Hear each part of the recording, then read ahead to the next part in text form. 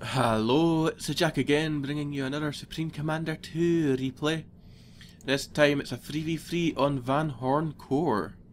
We've got myself, Rofo King and Mate on one team, and we're going up against Ronnie, Remen and Dark Assassin.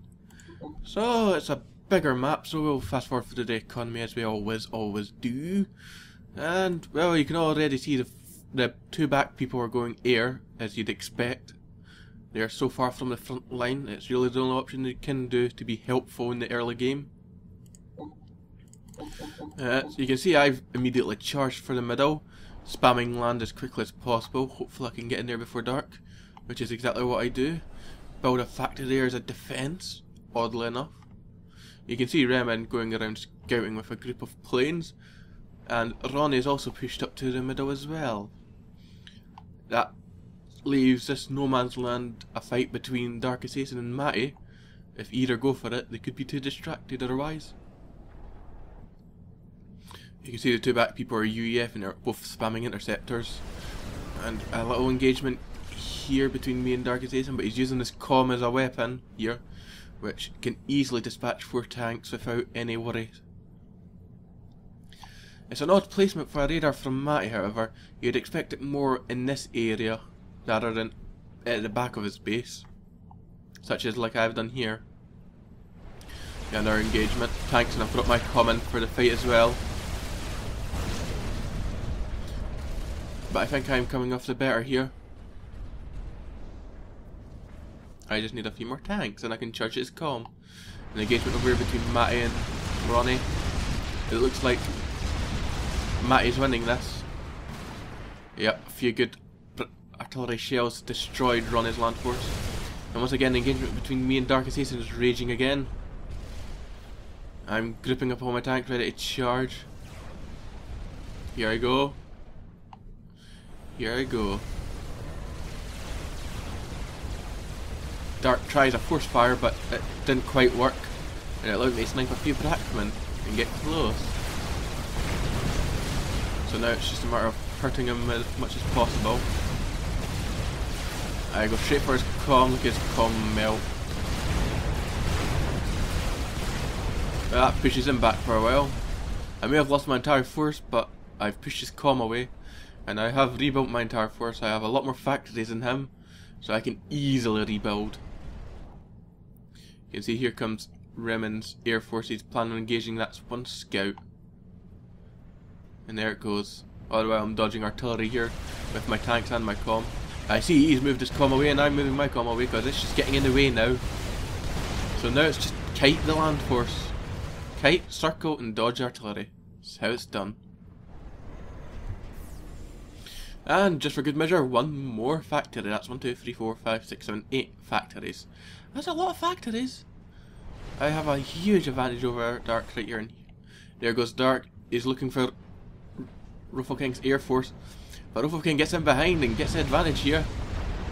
I have no idea who's got more planes here, but yeah, it looks like Remen's trying to flee, but that just costs him all his planes entirely.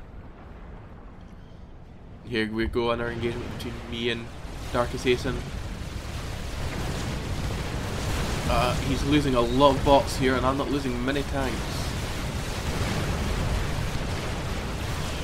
Here comes a bombing them from Remen, trying to help as much as he can.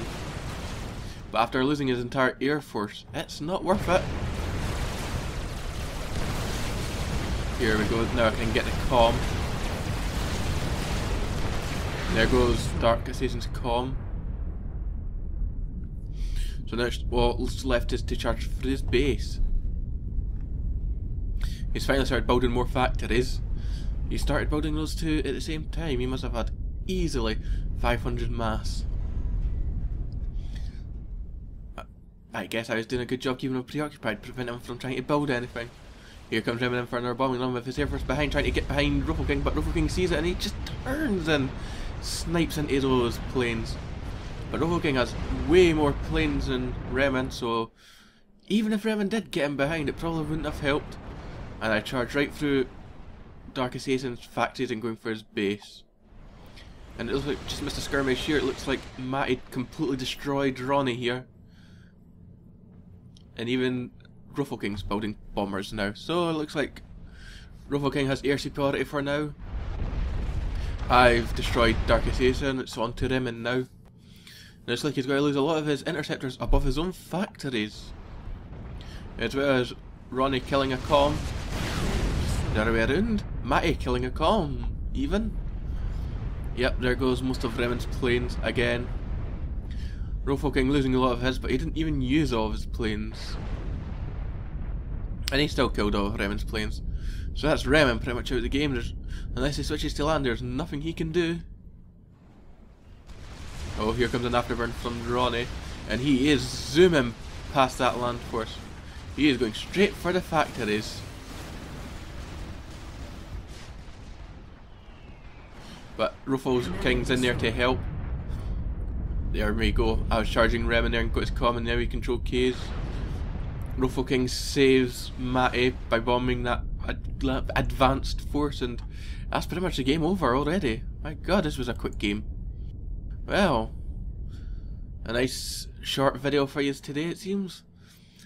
It looks like just at the end there, Matty was getting experimental. What was it? Fat boy. Yep. I'm sure Ruffle King was spamming a lot more bombers. Yep, they're building. We had a pretty easy time going. I had a difficult time trying to push through Dark Assassin because of those damn Brackmen. And then Remen coming in and bombing us. But luckily, with a few good moments for Ruffle King, he got a quick air advantage. He got air superiority over Remen and was free to kill what he liked. It went well for us this game. You can check out my channel for more videos, and you can always subscribe. So yeah.